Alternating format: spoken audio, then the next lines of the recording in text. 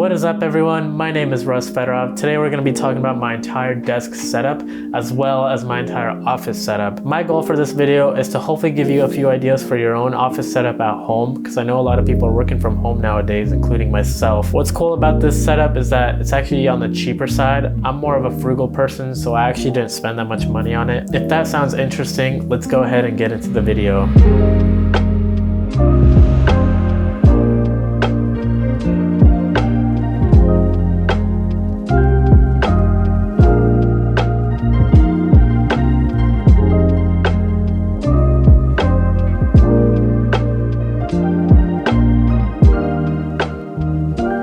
So let's go ahead and start with the desk itself.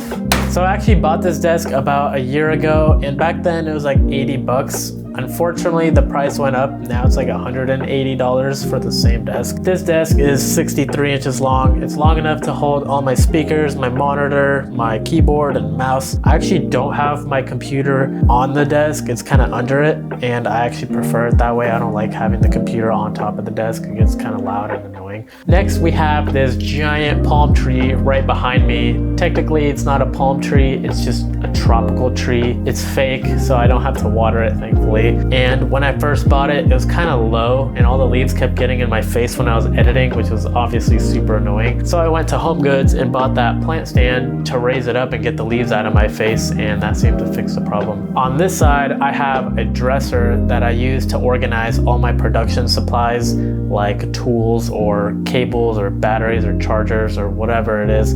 I also put my documents in there. It's kind of unorganized, but I'm still trying to figure out a different way that I can organize it a lot better. It's really nice because it matches everything else in my office with the wooden top and the metal frame on the bottom. This is the kind of look that I was going for. I also wanted to have like a green palm tree look. Next to my dresser, I have my nightstand because this is actually a bedroom, and I just added my desk in my office to the other half of my bedroom.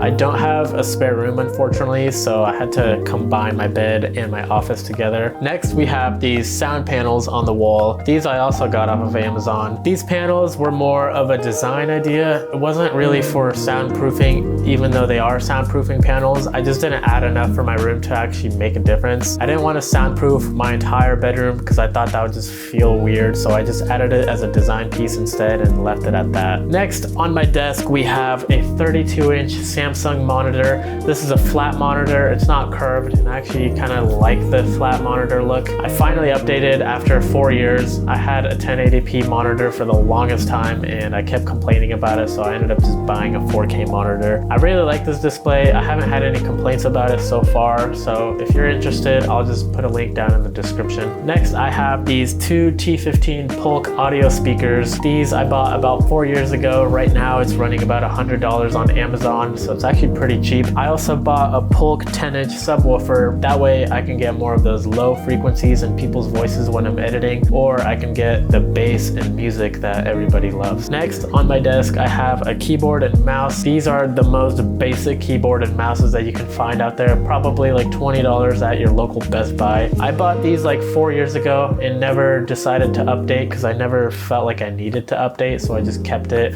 It works, it gets the job done. I don't really mind having a basic keyboard. As long as it fits my entire desk setup, I'm totally okay with it. I also have the Fosi audio amplifier for these speakers. This is more of just the control system. Everything's actually powered by that subwoofer down there. It's got a power system in there. All the wires are ran up to these Polk speakers, and everything's controlled through this audio interface up here. So now let's talk about my computer. My computer I built about 4 years ago. This has got the Core i7 7th generation Intel processor, and somehow to this day it still seems to be powering through all the footage that I give it. I have 32 gigs of RAM in there, 12 terabytes of archive hard drive space. I have the GTX 1060 in there, kind of on the older side. It's got 4 gigabytes of VRAM, but surprisingly this computer is still able to rip through all the footage that I'm able to feed it. So when I'm editing in Premiere Pro, I'll be normally editing in 4K at 60 frames per second, and it's able to just go through everything that I give it, which is awesome. So I decided not to update my computer. Even though it's 4 years old, it's still able to do basically everything I needed to do. I'm only planning on updating my computer when I completely kill it or something happens really bad that I just can't fix.